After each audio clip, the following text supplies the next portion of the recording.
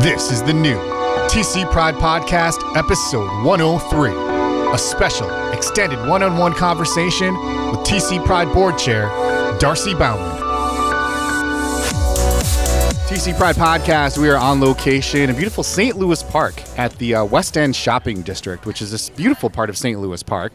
And I'm here with Darcie Baumann, Board Chair from Twin Cities Pride. Darcie, great to see you. Thanks for making time today. So I mentioned we're in St. Louis Park at the West End. We're not going to mention exactly where we are because this beautiful restaurant. They're not like sponsors of Twin Cities Pride or anything, although we might try to make that happen afterwards, right? Yeah, we'll get a good talking to. We'll see, maybe. Yeah, so here we are, and there were a few things we wanted to talk about, but before we get into like the heavy stuff, I just kind of wanted to give you the opportunity to introduce yourself to the community for people who might not be familiar with you. I started with Twin Cities Pride in 2008, so this will be my 10th year with Twin Cities Pride. Congratulations. Thank you. I started as a volunteer. After my first couple prides, I looked and I'm like, I want to be a part of that. I want to help make that happen. So that's what I did. And I was a volunteer doing several different things. I helped with VIP, I did social media management, and just kind of whatever we needed. It was a very small kind of working volunteer staff. And I believe I started the board in 2013. And which is another reason that we encourage people to get involved with volunteering, with the festival and the organization in any way they can. Let me ask you, when you started off as a volunteer, did you have any idea that like you'd be sitting here now as like the board chair of Twin Cities Pride? No. When I started off as a volunteer and I saw what we were doing, there was no way I ever even thought of being on the board, let alone being chair of the board. It was actually Twin Cities Pride that got me interested in nonprofit leadership, and that's actually my minor. I graduated with a minor in nonprofit leadership. Like I said, which is why we encourage people to contribute their gifts and contribute their time, because I mean, we might be looking at like the next leader of Twin Cities Pride in a few years, out there volunteering in some smaller capacity. So we always encourage people to give it a try, and maybe they'll get hooked like you were. I would have never known this would have been my passion. And so when you became chair of Twin Cities Pride, you represented a couple of firsts. Yes, I did. I was the first female to be chair of Twin Cities Pride, and I was also the first person of color. And that's significant for a few specific reasons. It really is. There is this thought out there that Twin Cities Pride is a bunch of old gay white males that are running everything and making all the decisions and stuff. And so for once, it was actually someone not. It's still out there. The perception is still out there. And I know and you know that that's not the case. But why do you think that perception has been out there so long and that it remains out there to this day? That perception is out there because that is the way it was. It really was that way for a very long time. That's how everything got started. If it wouldn't have been for those guys that started everything, we wouldn't be where we are today. It takes that start. And so over the years, the board has been a working board, which means that the people on the board also ran Pride. So these guys were running Pride, they were getting the entertainment together, they were getting the festival together, and they were doing everything at the same, doing it all. And because of the way that things were at one time, there are some pretty specific perceptions within the LGBTQ community that we wanted to really address today and try to clear up.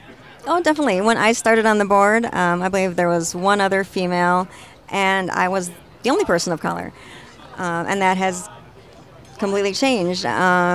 Now we have 11 people on the board. I believe we have 5 Caucasian people and 4 people of color on the board. We have 1 immigrant on the board as well. And the age ranges are from early 20s to mid 60s.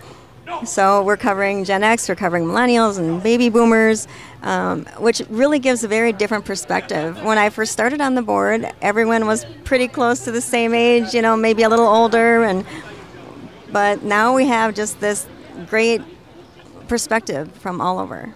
And of course, if people want to check out the Facebook page to kind of get a little indication of the diversity on the board, there is a video there that you all just did.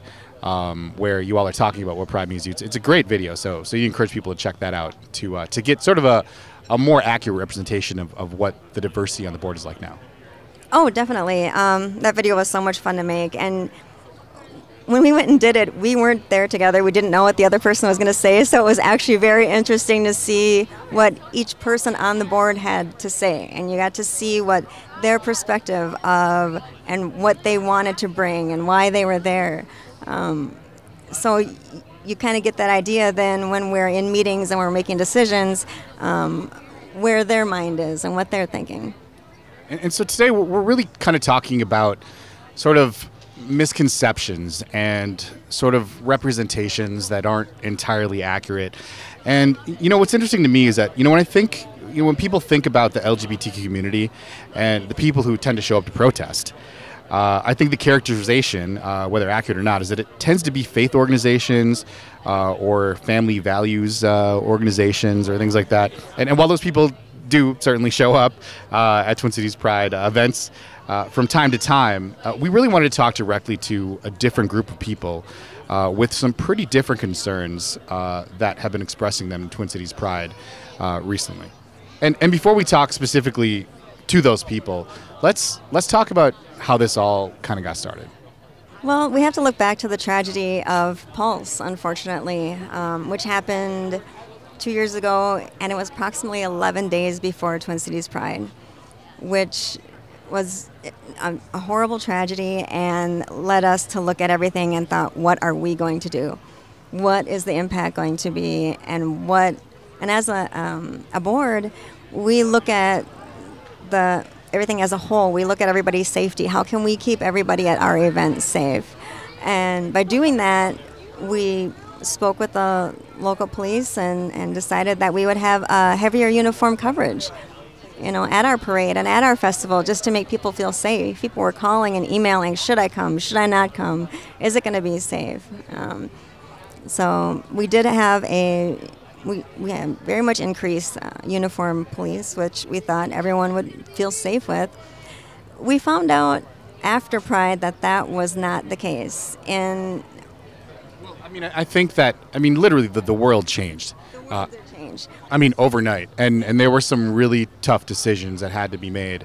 And we've talked to Dot, the executive director, and other people with the organization. And I think there's been an acknowledgement that maybe not all the best decisions were made, but within the time that there was to make those decisions, really at the end of the day, I think a lot of people feel like Twin Cities Pride really had the best intentions in making decisions that they made. And it wasn't necessarily to exclude anyone or to make anyone feel threatened or not valued in any way. Correct, and that in the midst of trying to get ready for the festival itself, which is very hectic at that moment, it's like almost that planning all had to stop and figure out how are we going to do this safely. And yes, everything was done quickly, and it wasn't meant, in harm of anyone. But we did learn from this. After Pride, there were members of the community that let us know that they did not feel safe. They actually felt less safe. They felt less respected by having all of the uniforms there. And this is a marginalized community that needs to be heard. And we listened. And after that, we promised that we would hold a couple of community conversations, which we did, and those were facilitated. And we had some really good learnings out of those. We all have our own lives, and as a person who has dealt with discrimination and marginalization, sometimes it's difficult to bring that into an organizational type thing. And one thing about a nonprofit is that it's different. We are a business, but especially our nonprofit, this is our business. And we have to have that at the forefront of what we do. In fact, the legal definition of a nonprofit, it's a nonprofit corporation, essentially, right? Correct. It's a specific kind of corporation, but it is a corporation at the end of the day with specific responsibilities. Yep, and it's our responsibility to listen to the community, listen to our stakeholders, to educate ourselves on what the concerns of our community is and why. and to see what we can do to improve their experience and to make them feel safe and to make them feel welcome, and we don't want them to feel like they're outside the fold. And to try to meet everybody's needs can be a challenge. We've had a huge board changeover that is way more diverse than what it was, and a lot of the board was also new. So as we're trying to learn all of this, we're also trying to bring that diversity into and change the way we do things. That was kind of an unfortunate unintended consequence of trying to increase the diversity of the board, is that you ended up having more people that weren't as experienced as some of the people that had been before it. Correct. That was an unfortunate, but actually in some ways it helps because it brings a different view of things that we didn't have before, and people that have different hobbies and are in different cultures and can bring that in and say and listen in another way. We talk about intersections of identity a lot, right? And there are a ton of new intersections of identity on the board now that weren't there before, and that's to everybody's benefit.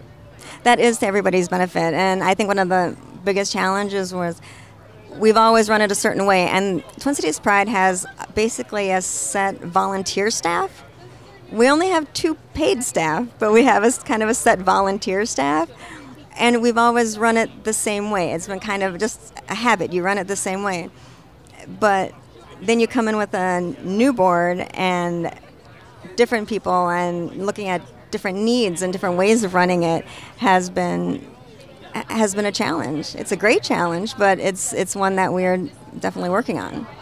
And as a result of those community conversations, there were a few specific things that were implemented. Yeah, one of the things we heard at the community conversations, especially from trans people and trans people of color, is that they were being their pronouns were incorrect, and we just tried to think, what can we do to make it better for everyone? So we actually have pronoun stickers at the beginning at every entrance of the parade when you come in. And then we also made a little education for our vendors to respect those pronouns for everyone. Another improvement that we made was there was an individual there to speak on behalf of people with disabilities, especially the autism community. And so now in the middle of Loring Park, we have a place called Escape Space. And one woman said she hadn't been to Pride in over 7 years. And all she could think of was, I just need to get to that tent. I just need to get to that tent. And it's run by autism experts. Had many things to do that people need to do to come and then to be able to go and enjoy the festival again. Yeah, we stopped by, the TC Pride podcast stopped by, and I learned me some stuff. There's a lot of stuff to know. And I mean, really, for people that don't experience the festival in that way, for other people, I mean, it can be a little overwhelming. Yeah, it definitely can.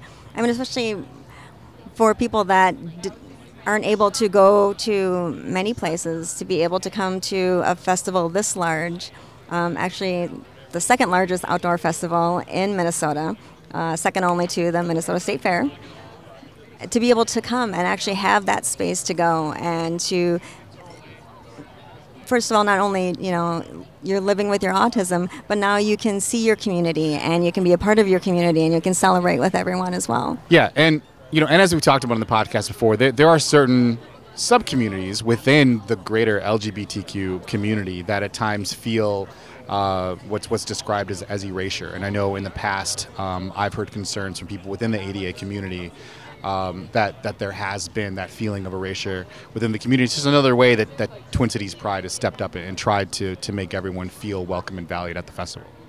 And that was one thing that we were very grateful for having the community conversation, because we would have never known about this. Had we not had this community conversation, had this individual not stepped forward and made us aware of that, we wouldn't have known that this, not only would we not known, but we wouldn't have known how to fix it and what it would have taken to fix it.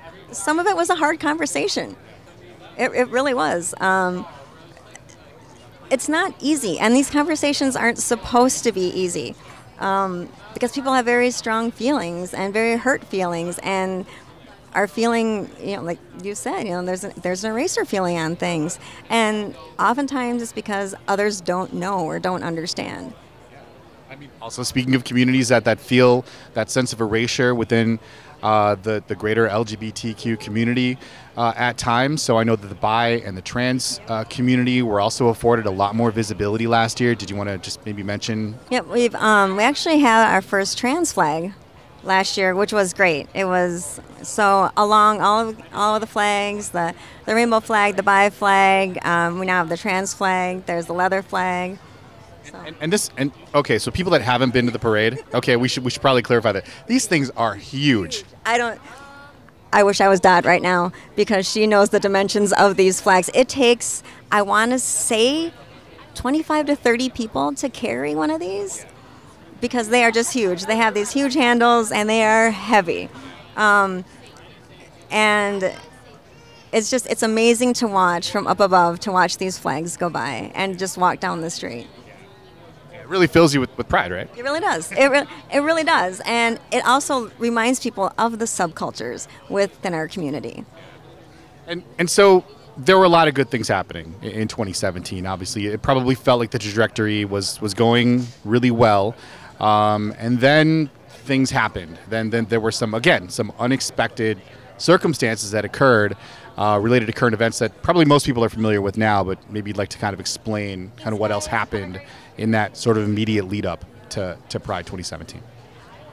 Yeah, the Philando Castile verdict, and Officer Yanez was found not guilty.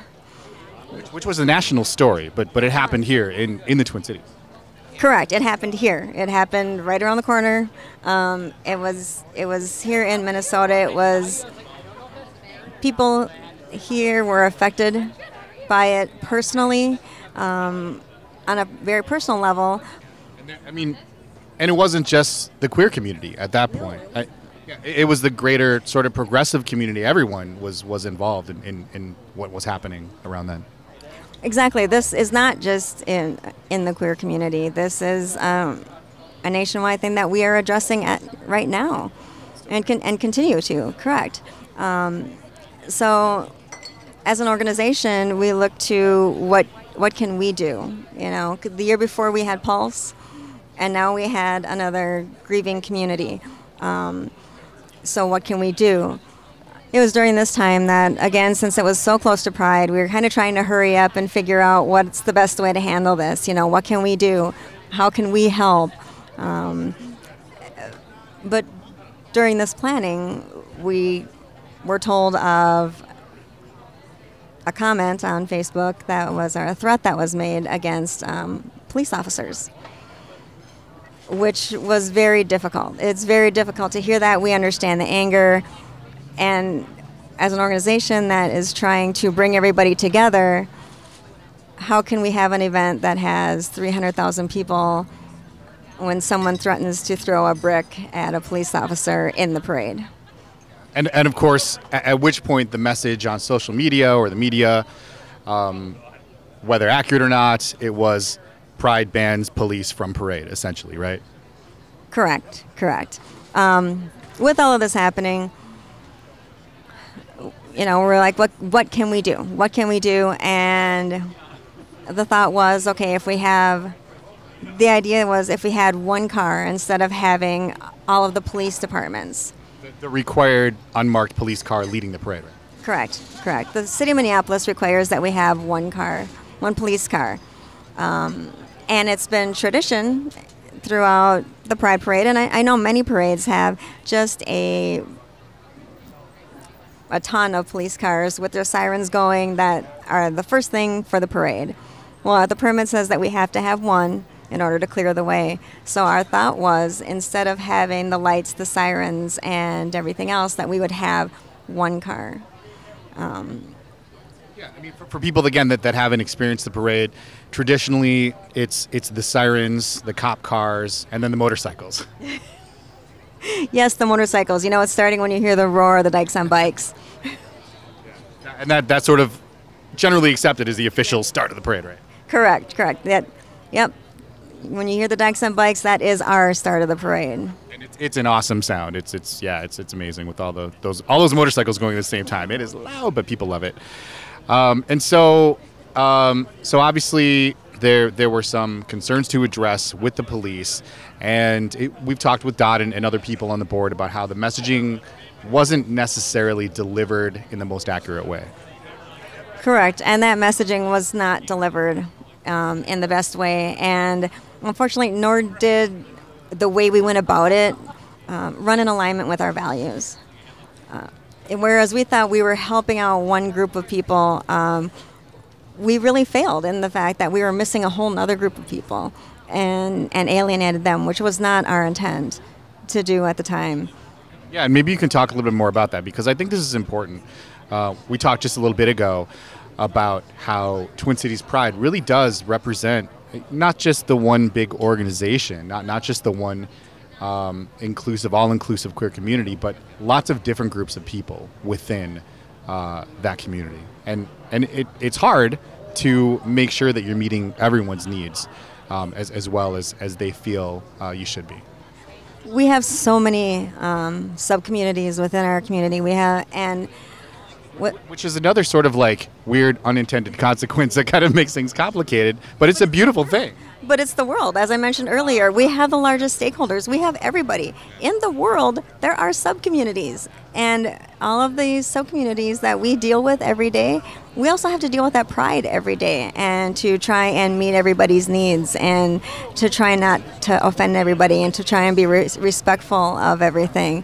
And another thing, too, the sort of right within Twin Cities Pride's mission is being that avenue of communication to the broader community. Correct. And that community is not only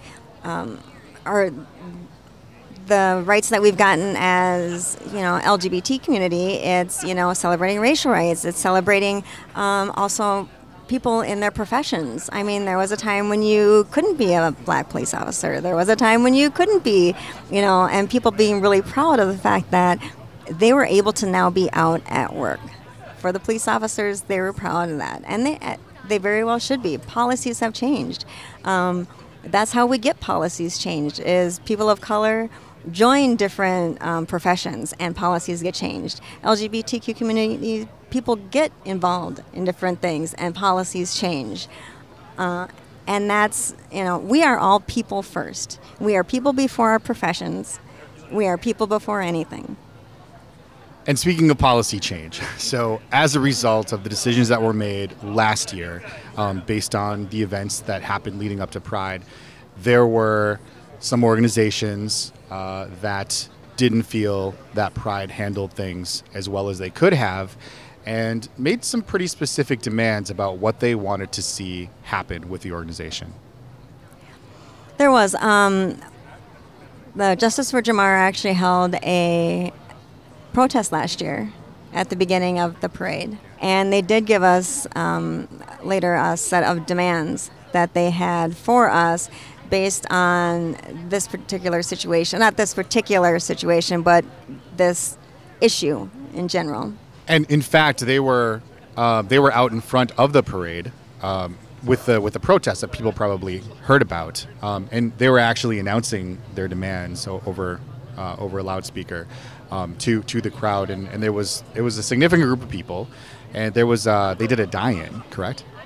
They did, and we knew they were going to protest. We were made aware of this earlier. We did tell local officers that we did not want any arrests. We wanted to let them have their right to protest. And so they did. They came in at one point before the parade started, and they protested throughout the rest of the parade, doing a die-in every couple blocks or so, and without incident. So I believe that they were able to have their message heard, and with respect from us. And I don't know, Twin Cities Pride, even as we speak right now, is in the process of trying to open a broad, consistent avenue of communication with the people involved with that organization. But for people who might not be familiar with this list of demands, maybe you wanted to touch on a few of them that you wanted to address. Well, for the Twin Cities Justice for Jamar, their demands included, we demand that Twin Cities Pride honors the legacy and the life of trans women of color and recognize Pride as a byproduct of their resistance of police brutality and repression, which is something that we feel that we do. That's an easy one. That's an easy one. That is, we understand the history, we understand Stonewall, and we respect everything that the trans community has done.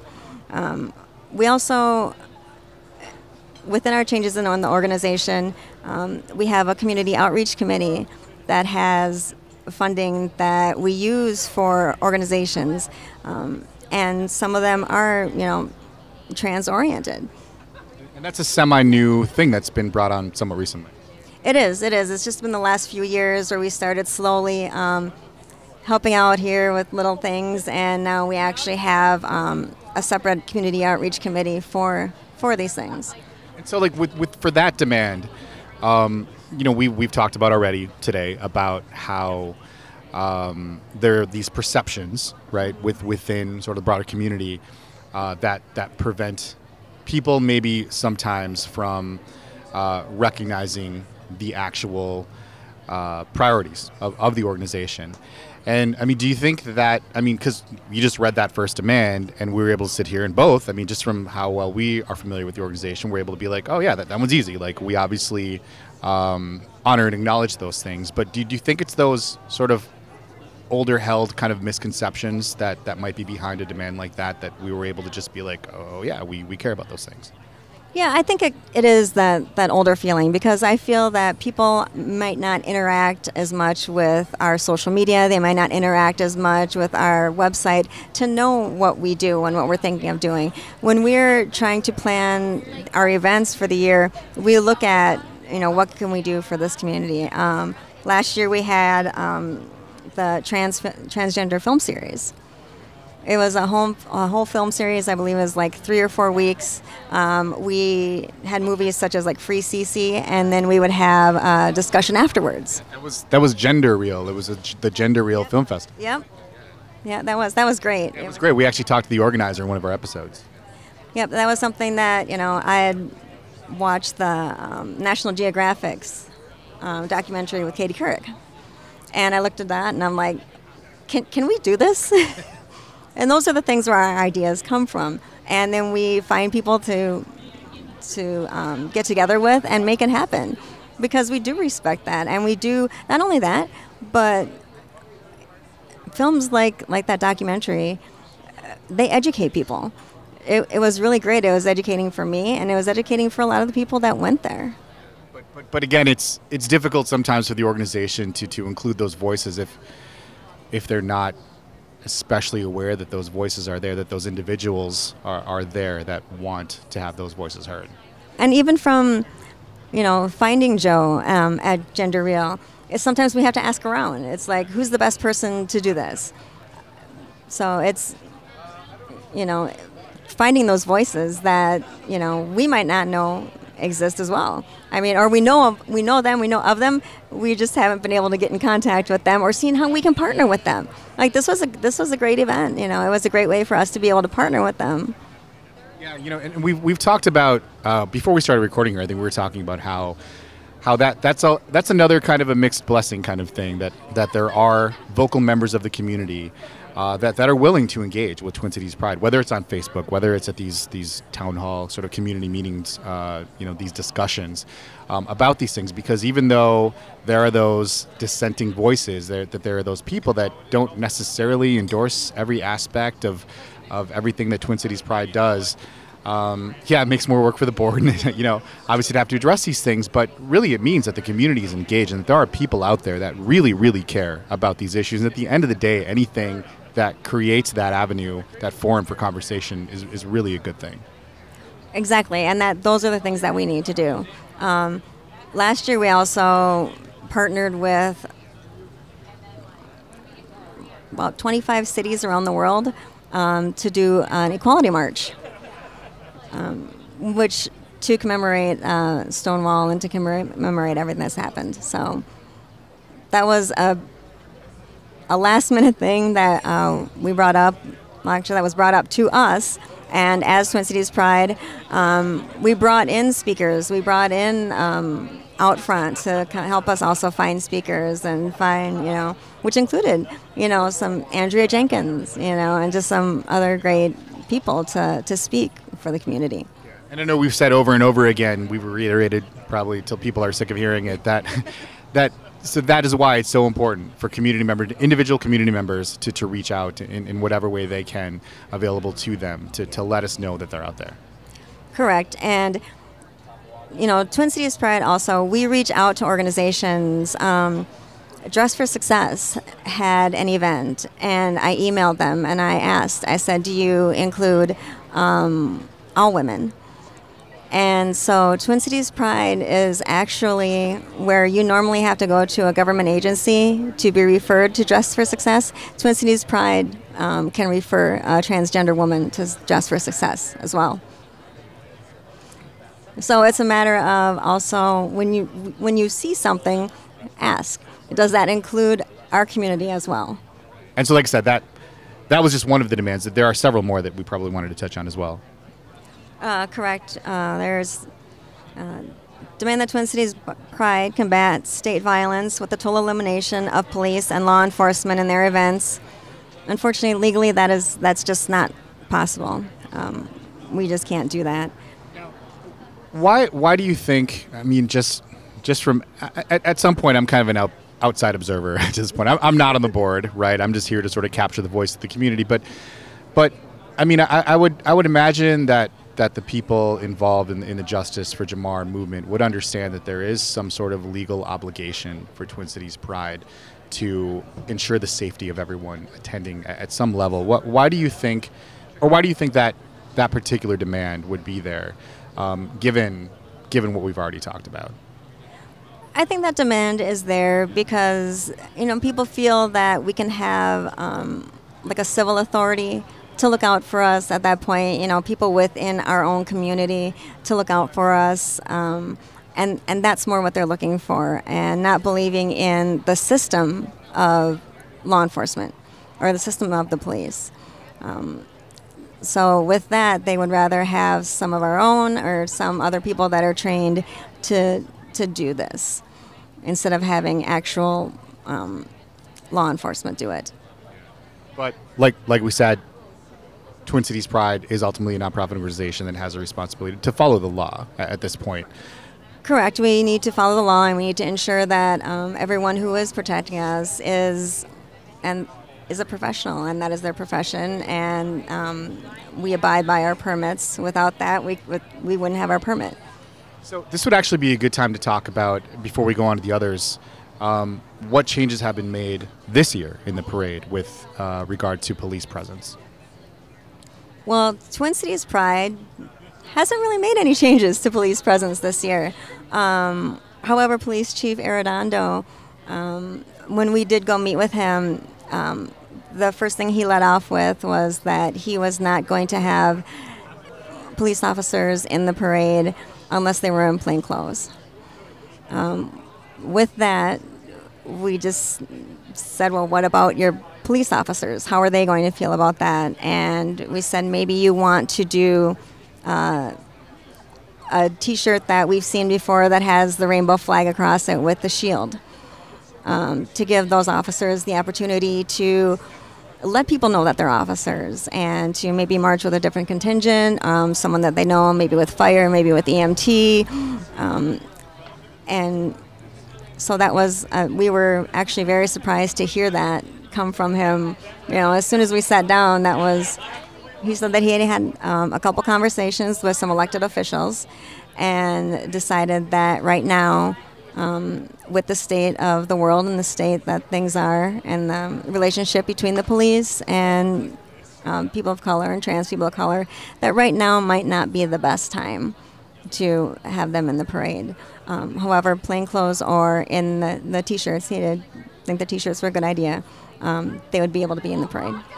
And of course, there's going to be further discussions about this down the road to kind of find a long-term solution. Correct. Another change that, well, we did make a change to how we decide on police is the parade will continue to have one unmarked car at the beginning. And if a police department would like to have a contingent in the parade, it will be a paid contingent just like every other contingent. So they will, become a part of that process just like every other process. Now, in other years, just so people also understand, only one car in that whole plethora of cars and officers were actually on duty. No way. Yes, everyone else. I don't think most people would realize that, yeah. That's something that I heard a lot of last year. It's like, why would you want fewer officers? Why would you want, that wasn't the case. That we had exactly the same amount of police working and protecting us last year as we would have without that happening. And we had our one car that we had to have. Everyone else was there because they were proud of their profession, they were proud of who they were, and they wanted to be a part of the parade. Well, now that contingent will move, and if they want to be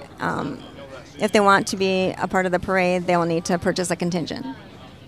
And with regard to some other current events, right? There have been some groups that have been prominent in the national conversation lately, and there have been concerns within the last couple of years about the forces of white supremacy.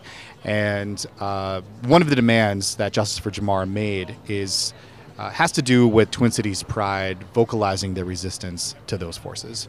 And as a matter of fact, I have the demand right in front of me here, and it says, "We demand TC Pride is accountable for the perpetuation of white supremacy and forms a committee to eradicate the normalization of these violent systems."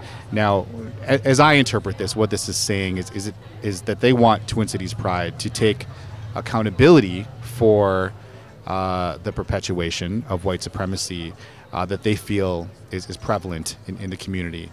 And for various reasons, I would imagine that would be very hard to do. But I understand that Twin Cities Pride is going to great lengths now to partner with other organizations and such to ensure that their voice is heard in resistance to these forces. Correct. And at Twin Cities Pride, we have our mission, and we also recognize that there are other amazing nonprofits, community groups, and advocates out there who are dedicated and specialize in the various needs and the various issues of our community. And with our outreach program, organizations that are holding events can come to us and fill out an application, and as long as it aligns with our mission, we can help and we can be a part of it in that way. That some of the things are not our specialty, but we recognize and completely respect those and admire those that have those issues as their dedication. And from my perspective, this would seem like it could be rooted in maybe some of those perceptions that we've talked about already, that may be a result of lack of direct communication with Twin Cities Pride about where they stand specifically on some of these issues. And I completely agree. I think that is a huge thing that people don't realize, that with what we do have, we find areas of need within our community, and we partner with other organizations that specialize in other areas and partner with them either financially or any other resource that we are able to do, including people of color, the transgender community, the bi community, and our youth. And so there are a few, like we said, so maybe we keep just rolling down the list here. We demand TC Pride provides an exclusive healing space at all future events for Indigenous and people of color to process, rest, and restore justice. IBPOC will control completely the creation of this space, and TC Pride must honor, lift up, and not disrupt the construction of this space. Okay. This, as you mentioned, people not understanding what we do, and sometimes maybe not being at Pride for a while because of the issues that they've had.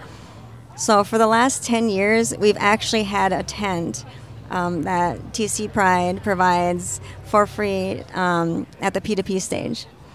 And that's used for, sometimes it's used for smaller groups to be able to sell or give out information. But that is a space that we do provide currently. And we were talking again before we started recording here about how, you know, some of these misconceptions could be rooted in the fact that a lot of people haven't engaged with Twin Cities Pride in a long time, or haven't been to the festival, right? And so in one way it would be easy to blame those people, right, by saying, you know, well, if you just show up, if you just engage, if you would just talk to us, if you communicate in all the ways that we've been saying, you know, maybe these problems wouldn't be there.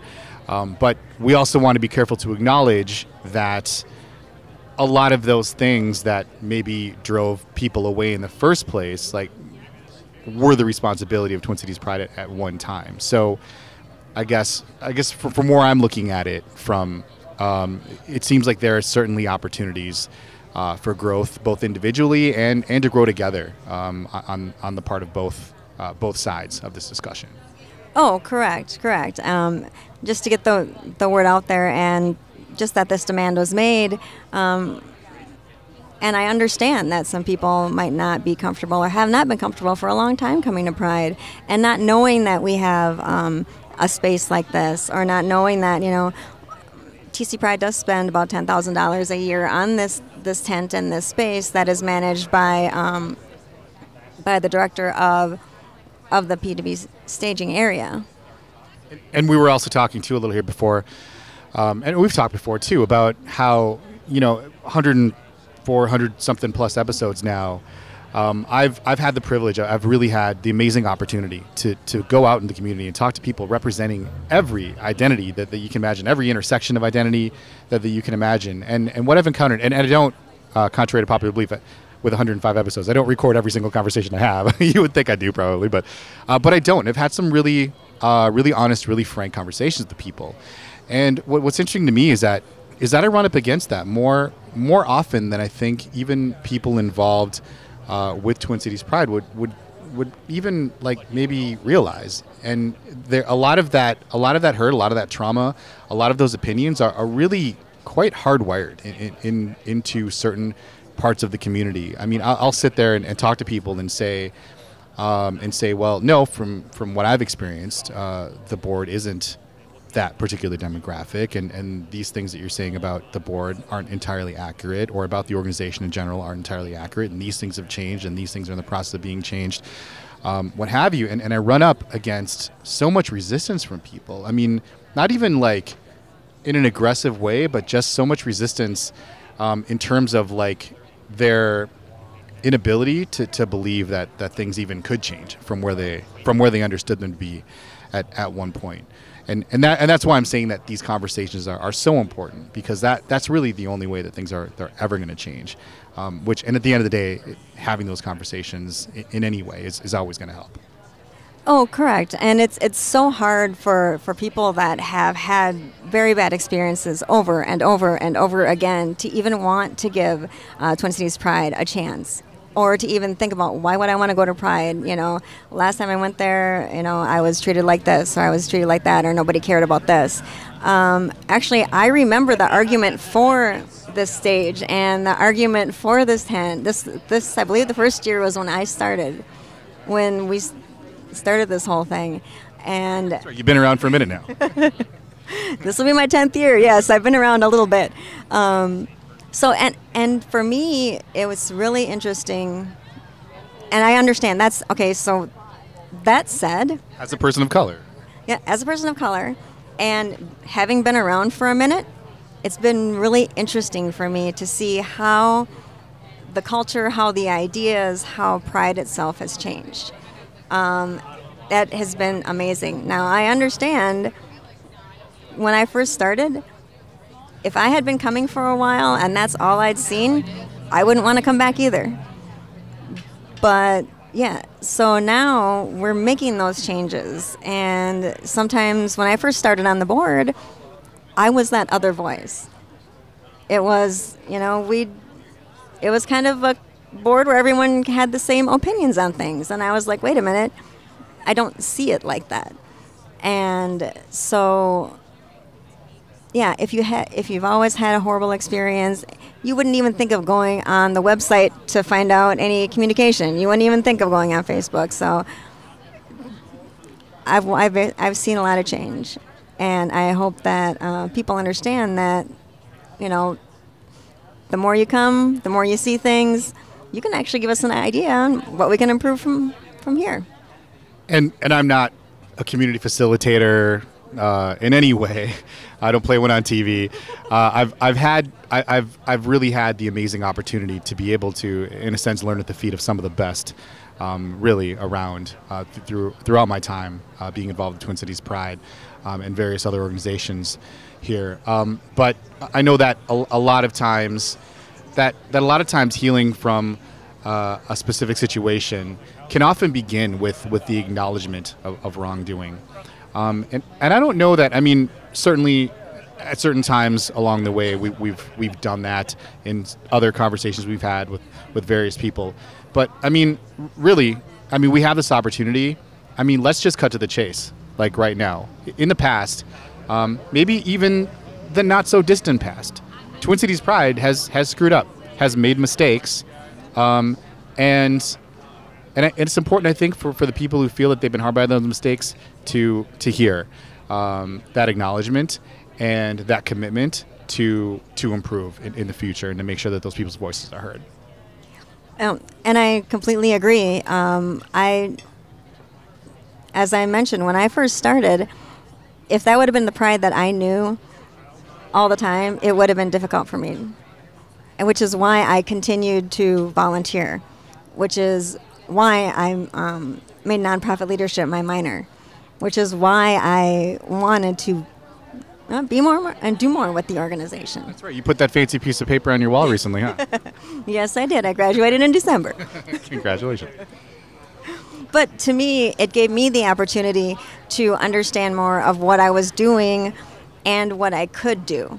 It gave me the opportunity to learn more about nonprofits and what it took. And so, no, Twin Cities Pride has not always done everything right. Twin Cities Pride has done everything, I believe, the best that they knew how at the time. And that is the evolving of a nonprofit. You know, at one point, at the very beginning, this happened, and this started with that small march, you know, down Nicollet Mall for our rights. And many people think that because we have marriage equality, that's it. That is not it. And it won't be it. So I think at one point also people got complacent. Things were going fairly well for us. And let's just not, you know, ripple the waters. But now we're in a point of change, and we want to continue to grow. We've grown as a nonprofit. Where they were once a working board, we're now a governing board. And what does that mean specifically? That means that where maybe at one point I didn't, but maybe where I was in charge of getting all the artists and stuff for entertainment, I may have also been the vice chair on the board, you know, running everything. And all of our board was like that. And most nonprofits start that way because out of need. You start just a bunch of people getting together that care about a specific. Trying to get it done. You know, you're trying to get it done. You believe in something. You're passionate about something. You're trying to get it done. And now we have the opportunity to have a governing board. Now what our board does is we look more at our strategic plan, where we want to be in 5 years. Whereas at one point we were lucky if we made any money, you know, to have a Pride next year, or how we were going to do a Pride next year. You know, now we're trying to look more towards a strategic plan. Whereas at one point maybe we didn't even have the opportunity to give back to the community. Now we're able to give back to the community. And so the governing board looks at, you know, where we are now, what we want to be, what our policies and procedures should be as we grow, you know, hiring people to do those jobs. And then the Justice for Jamar organization also had some opinions about the involvement of corporations in Twin Cities Pride, in the festival and within the organization. Oh, definitely. The demand was to divest of all corporations as they promote the marginalization, exploitation, and criminalization of marginalized communities. That was their demand. Twin Cities Pride works with corporations that align with our mission. Those are the corporations that we work with and the corporations that we allow to be our sponsors. By partnering with these organizations, it allows people in our community to celebrate being able to be their authentic selves at work. And it also kind of it makes it so the corporations are kind of liable for how they act. You know, if you want to be a part of Twin Cities Pride, you need to fall within our mission. If you fall outside our mission, what are you going to do to correct it within your organization? And you know, I would be remiss right now if I didn't mention a specific organization that I happen to be involved with, that I'm very proud to be involved with currently, and that's Quorum, which is the LGBTQ plus Chamber of Commerce or business community within the Twin Cities and Greater Minnesota area. This is another situation where Twin Cities Pride, this isn't maybe your specific mission, right, to promote equality and diversity within the business community. It's certainly as an extension of your overall mission, but there are other organizations that specialize in this one specific thing, like Quorum. And Twin Cities Pride, as we discussed, seeks out these organizations that are out doing specific things in the community and supports them in every way they can. Correct. And I'm obviously biased here because, you know, being involved with Quorum, you know, we do a lot of work. Talk about a working board. Like we all work very hard to create those relationships and to reinforce those relationships with our partners in the business community, to ensure that people can bring their authentic selves to work. And in fact, the logo, I don't want to talk for 20 minutes about Quorum here, but in fact, our logo it's a Q, and it's like a circle that's incomplete. And what people might not realize is that the significance of that incomplete circle is that our work is never done, right? So, I mean, we're always out there fighting and working hard to ensure that that space for inclusion and diversity exists within the corporate, within corporations, and in all areas that people bring themselves to work. That is our entire mission, is to build those relationships and reinforce those relationships. So while we can probably all agree that there's always work to be done and there's always room for improvement and room for growth. You've experienced recently that a lot of that work is actually being done by some of these corporations themselves. Oh, exactly. And they're trying to grow their diversity and inclusion and make a better workspace for people. We have companies that call Twin Cities Pride and they ask if they have anyone that would come out and speak on diversity and inclusion panels, and I've done that before.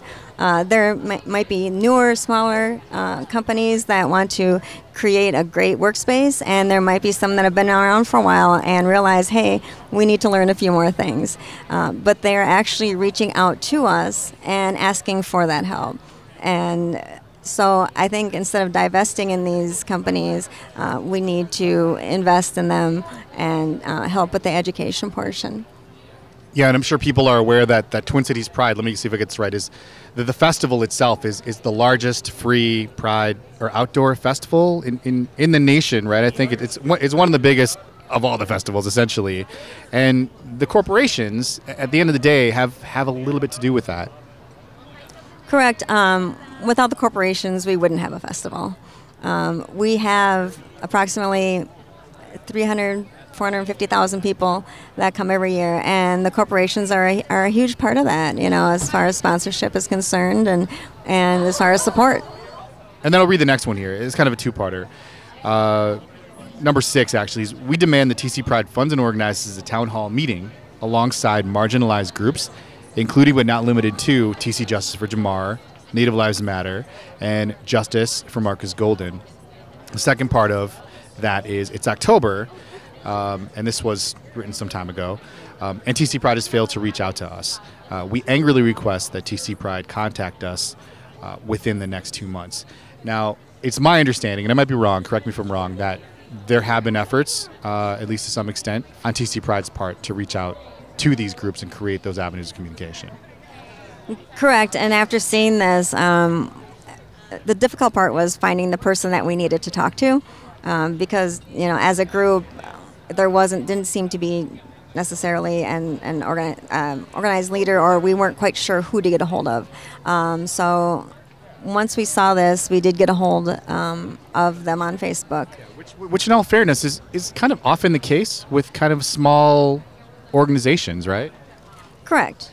I mean, it can happen. But after seeing this, we did get in touch with them, and then we were told to wait until after the holidays because everything was kind of busy. So. And you have, it sounds like you have at least made some contact with them at this point, and like I said, are in the process of creating that sort of consistent avenue of communication. Correct. Once we were able to get our responses to the demands all set and create a plan, we did reach out again to attempt to set up a meeting. And after a little bit of back and forth, we're denied that meeting. We were told that the Justice for Jamar, since it was going to be a small meeting, that they didn't feel comfortable advocating for a large group when there were so many people that were involved. And so unfortunately, even given that effort on the part of Twin Cities Pride, that kind of leaves the organization in a challenging situation.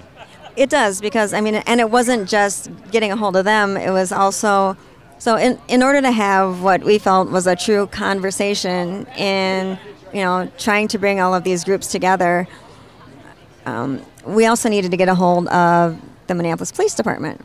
Well, unfortunately, we had the Super Bowl.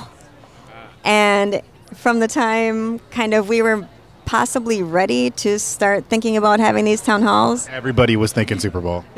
Yep, everyone was thinking, including them, as they were preparing for the Super Bowl. And then we received this, and then, they were busy. The Justice for Jamar folks were busy with whatever they were busy with. So the timing wasn't the greatest. So we weren't able to really focus on that, unfortunately. And yeah, so right now we are kind of left in a spot of, With the festival, as we sit here, a couple of weeks away. Yeah. Exactly. We did have a community conversation in March, and Justice for Jamar was invited and did decline. So that was part of the conversation that we were trying to have in order to have all parties. We were, as Twin Cities Pride, trying to be kind of that conduit.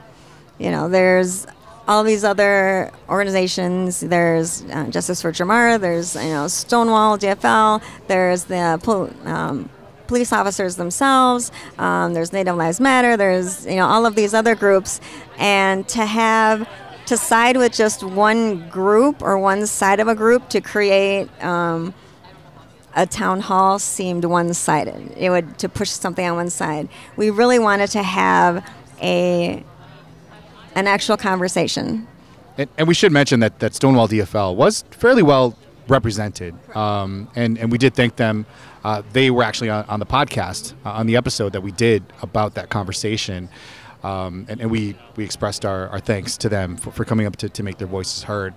I understand that there are still concerns on their part regarding some of the decisions that maybe Twin Cities Pride has made in the last year or two. How are things right now between Twin Cities Pride and the Stonewall DFL? We actually have a meeting set up for tomorrow with Stonewall DFL folks and with us to communicate what the responses to their demands are. And they expressed a couple of the concerns in that episode. I encourage people to go on back and listen to the whole thing for better context. But it sounds like the avenues of communication are open with that organization. Correct, they are. And so, like I said, I'm not a member of the board. I'm out here just trying to capture the voices of the community. And what's interesting about number 7, in fact, I'll read it. So it says, we demand that TC Pride provide racial reparations via redistribution of resources and monetary compensation to grassroots organizations of the coalition's choice. There is no pride without liberation for us all. And I guess from my perspective, just from what I understand about everything that's going on, which honestly isn't everything, but as we've been even talking about today, Twin Cities Pride does, do some of this already. To a certain degree. Maybe not to the degree that Justice for Jamar is demanding it be done. But again, this is one of those things where people might not be aware of the ways that Twin Cities Pride does invest in other parts of the community. And that's correct. And we are a nonprofit, and supporting our community is an important part of who we are as an organization. Our budget is not that big, and so the financial support to the groups and advocates who share our mission, and bringing our community together is something that's very important to us. And then we've touched on the community outreach committee already, but maybe you wanted to reinforce that a little bit. Correct, and that goes back to, Twin Cities Pride. We do give back to the community with what we have. We have a budget of approximately $36,000 that we go through and help the community with different events that can help them raise money, and to help further their issues. Let me ask you, who decides where that money goes ultimately? We actually have a committee. There is a community outreach committee that meets. We have an application process. There's an application that goes through. Once in a while, they'll ask for additional information to know what the mission is of the organization, to know who we would be helping, and it's that committee's job to go through those and decide what to have. Some of the outreach money has gone to the Rainbow Health Initiative's Opportunity Conference that helps medical providers and policymakers, with educating them on transgender care. Which we were there this year on location, and it was amazing. I encourage people to go back and check that episode out. Also, something people might not realize, RHI is now partnered with Minnesota AIDS Project. They're called Just Us. I call them like this new and improved super org. They're pretty awesome. So it's Just Us Health. Oh, Just Us Health. Yeah. My bad on saying Rainbow Health Initiative, but yeah, it's Just Us Health. Yeah, it was for so long, but now it's Just Us Health, right? They're great if you're looking to get involved with an organization, I would definitely encourage you to check them out. Right, and this is another demand too, where we look at the fact that we respect and admire all of the different organizations within our community, and we want to be a part of it. And a lot of the work they do does meet our mission, and we want to be a part of that. It's just a matter of using our resources to do so. And that was the end of theirs. But like we mentioned, Stonewall DFL did have some specific demands as well. Correct. They did. After the community conversations that we had, we did speak with Stonewall DFL, and they did state that they were going to have some expectations of us. At that point, I did ask, that we kind of have, let me know what your hard expectations are. Let me know what it is that you're asking for. So at this point, they had. One of them was Twin Cities Pride convenes a community conversation on this topic that does not include police before this year's Twin Cities Pride Festival. The space for this convening should be community friendly, including all gender restrooms and a room set up that reflects the inclusive posture instead of the projecting of power, which part of that I understand because it was a stage type setup.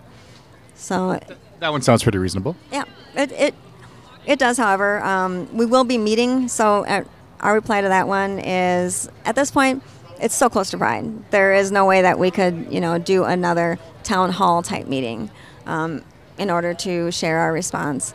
But Twin Cities Pride will hold a meeting in a neutral location with 3 Stonewall DFL leaders and then 3 Twin Cities Pride leaders and Roxanne Anderson facilitating that. And it will be held in a neutral space with the gender-neutral bathrooms. And this is the conversation that you were talking about that's actually going to happen tomorrow. Correct. Yep. We're getting close to Pride. Yes, we are. We're counting down the final ramp up. Well, because with these expectations that Stonewall DFL had, they're trying to decide what their place in Twin Cities Pride is going to be. And maybe we should explain to people that outside of the bubble, right? I mean, we know all the acronyms and who is who and everything, right? So Stonewall DFL. So within different political parties, there are often caucuses, right? So there's like the African American caucus and the Asian American caucus, the Latino American caucus, right? So they're essentially the LGBTQ caucus within the DFL, essentially, right? Correct. That is what they do. And they work to get people who support LGBTQ rights elected and to support them. Right, and to bring forward what the needs are of the LGBTQ community, to let the officials know what those needs are. So the second one of their demands is Twin Cities Pride disallows uniformed police participation in the Pride Parade in any way other than the minimum requirements for on-duty officers needed for public safety, traffic management, and the conditions of any applicable permits. Now, we've already kind of talked about this one a little bit kind of at the beginning. And this is already kind of happening other than the Twin Cities Pride disallowing part. We've talked about how the chief of police in Minneapolis has sort of made that decision while a more permanent solution is discussed. Correct, and the chief has made that decision not to have uniformed officers. He also actually took out bike cops for kids because he doesn't feel at this time that having uniformed officers are the thing to do right now, which was his choice. And if he had bike cops for kids, he wanted them to be in uniform, so that was his choice. Now, Twin Cities Pride disallowing uniformed police, that doesn't fall within our mission. We will allow each contingent to, dress as they feel they will be dressed. That goes back to also the fact that the contingent will be a paid contingent if at any point in the future the chief decides that they want to have a contingent in the parade. How they dress will ultimately be up to them. Twin Cities Pride does agree to request soft uniforms. We agreed to make that request to them, but we would not disallow them from participating if they were wearing uniforms. And soft uniforms are the T-shirts, polo shirts, that kind of thing. Yeah, T-shirts, polo shirts, sometimes the cargo pants, that kind of thing. And what I also feel is probably important to mention to people is that, within the police community, I guess for lack of a better way to describe it, there are groups of police officers who identify as LGBTQ and who organize within the police community in, I guess, what would be considered in like the corporate world as like business resource groups or workplace alliance groups. The groups that Quorum generally engages with of individuals working to promote diversity and inclusion within whatever organization they belong to. And certainly within the police community, there are those organizations. And as a part of the LGBTQ community, Twin Cities Pride also, wants to express their support for those groups of people working for diversity and inclusion within the police community. It's an interesting situation that Twin Cities Pride kind of ends up in, but at the end of the day, that is something that Twin Cities Pride wants to support, is people working within their professions to support diversity and inclusion. Correct. We're all people first. Twin Cities Pride Parade, it's a safe space for all community members, and it gives them an opportunity to, present themselves and show their pride for their representation of their community, of their religion, of their profession, of the organization they work for, and of their talent. And that's the kind of space that we want to have. And then we have talked about the single MPD squad car that is required to conduct the parade, to kick things off. Stonewall DFL demanded the lights and sirens not be used. Now, you've been out there in the media giving several interviews, different media outlets, and you've talked about the reasons for that, and what people maybe within the broader LGBTQ community even may not have a full understanding of, but certainly within the broader sort of community, the Twin Cities community, Minnesota community, might not realize is that that oftentimes things like lights, sirens, even uniforms, can be, I guess, what are considered triggers for people who have experienced trauma at the hands of certain organizations.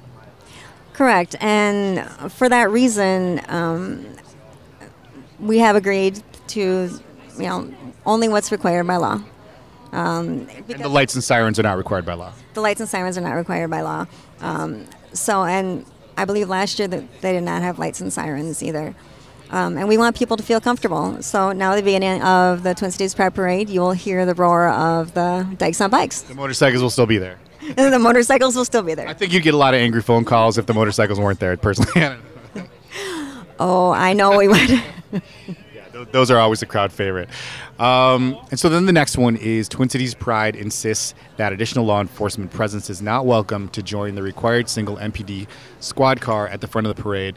And we've talked about how there was actually a pretty unique compromise made here.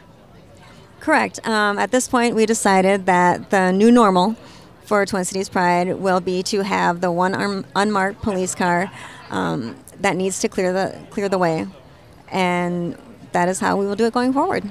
And part of that new compromise specifically is that Twin Cities Pride adopt policy that any law enforcement entity, including police, fire, EMT, must purchase a contingent in the parade in order to be in the parade.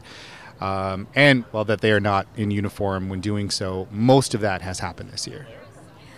Correct. That goes back to, like we had just mentioned, yes, they will have to purchase a contingent in the parade, and we also had decided that contingent will not be the first contingent in the parade no matter what. They will be somewhere else within the parade. As far as the uniforms are concerned, it is up to each contingent what the people in their contingent wear. And that will continue to be.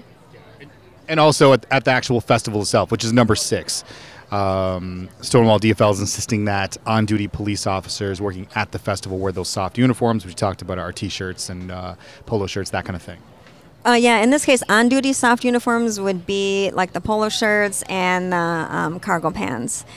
That was one that we decided that on-duty police officers will wear regular uniforms, and the following reasons are that police officers should be easily identifiable to anyone that needs them. In case there's an emergency, they need to be easily identifiable. The other portion is a soft uniform is often easy to replicate. Also, if anything, in the event that anything does happen, we want the officers to be easily identifiable. If something does go wrong and there is an officer that does conduct himself inappropriately, we want to make sure that that officer is easy to identifiable and is in a regular uniform. Yeah, so this one sounds like it was kind of tricky to come to a compromise that met all of the requirements that Twin Cities Pride is required to meet.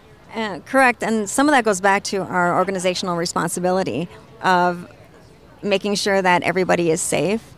And I think it's difficult too, because when you don't live in a marginalized group and when you don't live in or understand the impact that the hard uniforms can have on people, it's difficult to understand why we would decide to not have soft uniforms. I understand why people want soft uniforms. I understand that is a trigger, but also as an organization, we need to make sure that the officers are easily identifiable to the many, many, many people that we are responsible for. And to also ensure that the officers are, behaving correctly in any incident that would happen. And you also mentioned something that I didn't know in the parade, that in the past, most of the police in the parade weren't actually on duty. The police cars and the uniforms, the whole deal, weren't actually on duty. And so actually number 7 here kind of talks about that. It says Twin Cities Pride makes it clear that law enforcement officers are welcome. Again, Twin Cities Pride isn't banning anyone from the parade, right? Or the festival. That law enforcement officers are welcome to participate off duty or in a personal capacity in the parade and festival, and that they should not wear the uniforms when doing so. Now, this probably falls more into the realm of their policy, right? Of them educating their officers on these particular requirements, as far as when and where they shouldn't be wearing their uniforms. Correct. Police officers are, allowed to be in the parade. However, whether they can or can't wear their uniform, as we saw from Police Chief Arredondo's decision, is up to the chief or the department. That is not our call on what they can make. As far as the demand is concerned, we are an inclusive organization, and what someone wears is up to the leaders of the contingent and the organization that they represent. And so those are the demands from Justice for Jamar and the Stonewall DFL, which are really the two organizations that have arisen as the most vocal about, let's just say, opportunities for growth that Twin Cities Pride might have regarding some of the decisions they made over the last couple of years. But in general, Twin Cities Pride is always working. We've talked this whole time about how they're always working to improve in any way they can and to be inclusive of all of the various voices of the many, many intersections of identity and communities that Twin Cities Pride at the end of the day represents. And they're always working in that direction. Correct. The mission of Twin Cities Pride centers around inclusiveness. We work to create events where everyone has a sense of belonging. We understand that does not mean we're always going to agree, because we're not always going to agree. But it is our hope that we can all respect our differences and ensure everyone a welcoming and safe Pride. And then so we've talked about all the specifics and addressed all of the concerns. Aside from all of the specific demands and specific ways that Twin Cities Pride is working to maybe correct some of the missteps in the past, what would Twin Cities Pride as an organization and as chair of the board, I mean, right, this is kind of this is within your realm. What would Twin Cities Pride as an organization like to say to I guess the broader LGBTQ community about everything that has been happening over the last couple of years? Because what's interesting too on Facebook, there are voices that are saying, I mean, right out that Twin Cities Pride doesn't represent me, right? They're voices within the queer community. I mean, anybody that's gone on Facebook and seen the comments, right? There are voices out there that are saying Twin Cities Pride doesn't represent me, or they represent these people more than they represent these people. At the end of the day, Twin Cities Pride has put themselves in a situation where they are the prominent voice. Twin Cities Pride is the umbrella organization, sort of either officially or unofficially, for all of these other smaller organizations. And so you really are acting as the voice of the LGBT. When the media calls, they call Twin Cities Pride, right? I mean, you are the voice of the LGBTQ community. From that perspective, all of these specific demands and opportunities for growth aside, what would Twin Cities Pride like to say to the greater LGBTQ community right now? When it comes back to it, our fallback is our mission, and we work really hard to complete our mission. And what I would like to say to anyone who is unsure of what we're doing it, or why we're doing it, or how we're doing things, is to become involved. Please, feel free, find a committee, volunteer at the festival and see how things work. Volunteer on a committee and see how things work throughout the year. And send us an email. Feedback, we have done some of the best changes from feedback, and some of it is right after Pride. So that's what I would like everybody to know, is that if you feel that we do not represent you, let us know. If you feel we do not represent you, get involved. Get involved. And so that's the official statement from Twin Cities Pride, from the chair.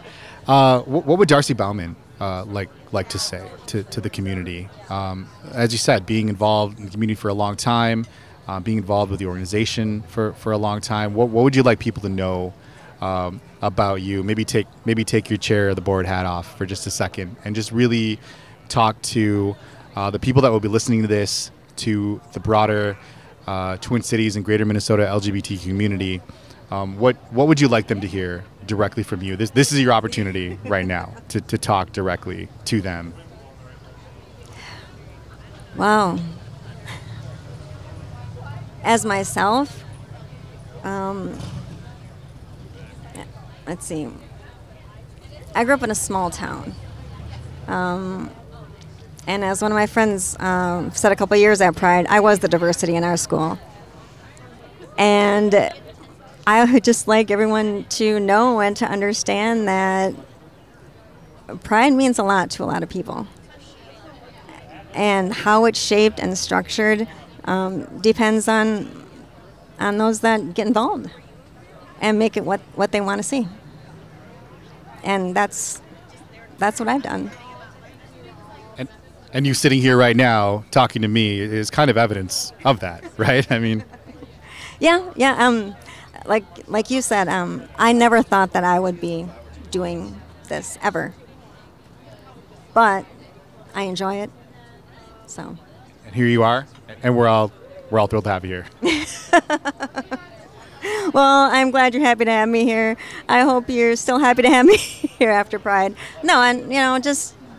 If you see somebody, say hi. There's a lot of work that goes into this. And, that's all I can say over and over again is get involved. There is one thing that I will say.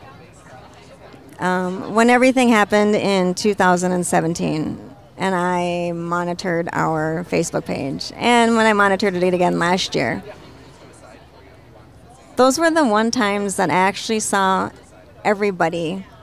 Mind you, they weren't happy with Twin Cities Pride, but they were conversing. There were people from every side conversing, and there were actually people listening to each other, listening to what they had to say and the differences within themselves. And hopefully we can have that in person at some point. But even though it was against us, it was really nice to see that people were listening to other people's point of view, seeing other people's point of view. Absolutely. And the other thing that I'd like to just share too is that I think the fact that the board is there, and it's funny that the word is board, right? Because it's like it's not a wall, right? I mean, it's not right. It's not a wall made of boards. It's real people. This is just me now, I guess, talking to this community that I've been so fortunate to be able to commemorate the voices of over the last number of years here. Is that like all of the people that I've engaged with, that I've communicated, that I've become friends with, that I've gotten to know in Twin Cities Pride and the organization are all amazing people, are all just genuine, amazing people who really care about this. So I know it's about all of these things, and I know it's really easy a lot of times to be able to direct your anger at a board, right, or at an organization. Like writing an angry letter to a company or something, right? But I mean, just from my experience, for what it's worth, there are real people behind this board who read these comments on Facebook and who get these emails and who are working every day to make things better. I mean, even volunteering, right? This whole volunteer full-time staff thing, right? Yeah, exactly. And I guess just for what it's worth, my saying that, I would just hope that people would remember that it is real people who really care about these issues, and nobody's perfect. I mean, me included. I mean, nobody's perfect, but I'm going to shout out my organization again, Quorum. Rebecca, Rebecca Wagner. She's the executive director of Quorum. She says that we grow at the edges, and all of these experiences are opportunities to grow and to become closer as a community, and that would be my hope, is that people recognize the humanity behind that board, and really challenge themselves to engage with you all and really make positive things happen. And exactly, and I think it's really funny, as you mentioned, when people are saying that they don't believe. You have a hard time getting people to believe who's on the board now. And then sometimes when I tell people that that I'm the board chair, and they kind of look at me funny because they recognize me when I used to bartend for the local gay bar when it was Lucy's. You know, they recognize me from that. They recognize me from all the different identities that I've had myself, you know. And so that's just it, is we all have our own journeys. We all have our own places in life, and we're all a community. We have so many intersections that it's hard to keep up. And one thing that I said to someone, and someone was angry on Facebook one day because someone outside of our community made a comment that angered them. And I said back, I said, just please remember, not everybody is part of our community. And if we have a little more confidence, if we have a little more compassion, if we have a little more patience with people and use those times to maybe educate people instead of lash back, people will understand our community better. Absolutely. Well, thank you again for your time today. I think this was really important stuff to talk about. So thank you for taking the time to talk about it. And talk directly to the community about a lot of these things that I think a lot of people have had questions about. So thank you again, Darcie. And I'm sure I'll see you at Pride, running in 27 different directions at any given time. Exactly. Thank you very much, Ryan. Thank you, and we'll talk to you soon. Yeah, thank you. The TC Pride Podcast is a production of Podletter Media and Twin Cities Pride. Subscribe now on iTunes, on Android, or by email at tcpridepodcast.org. Get above the noise by raising your voice. Podletter Media turns your email newsletter, blog, or video content into a more powerful, more personal, more intimate, on-demand listening experience. Your podcast, your story, your voice. Simplified, amplified. Learn more now at podletter.com.